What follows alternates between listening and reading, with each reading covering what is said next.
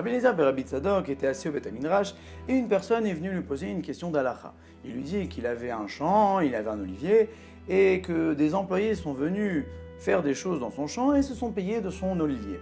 En temps normal, ça n'aurait pas été un problème, mais étant donné que c'était la Shemitah et que ce paysan-là devait rendre efker son olivier, c'est-à-dire qu'il devait donner la possibilité à tous de prendre son olivier et n'avait plus de possibilité de récupérer ses olives, alors est-ce qu'il est bien ou pas qu'il ait payé ses employés avec ces olives-là qui a priori ne lui appartenaient pas?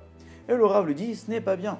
Et là, ni une ni deux, ce paysan-là, il rentrait chez lui pour pouvoir agir en conséquence. Rabbi Eliezer ben Rabbi Tzadok se dit, ça fait 40 ans que je suis là, que je n'ai jamais vu un homme aussi droit. Et là, le Nirtav Miliaou nous explique que Rabbi Eliezer ben Rabbi Tzadok a fait l'éloge de ce paysan parce que c'est à ça que l'on voit une personne qui craint Dieu. C'est-à-dire que lorsqu'une personne doit agir et qu'il attend pour agir, ça manque un peu dans son service divin. Mais lorsque cette personne-là a su que ce n'est pas bien ce qu'il faisait, alors ni une des deux, il a agi. Et c'est de là qui nous ramène que Rav Salanter nous disait, c'est à l'empressement de la personne à rétablir les mauvaises choses et à faire les choses qu'il doit faire que se mesure une personne. Lorsqu'une personne laisse faire, dit c'est bon, je sais que c'est pas bien, mais bon, je vais attendre un petit peu, j'ai le temps.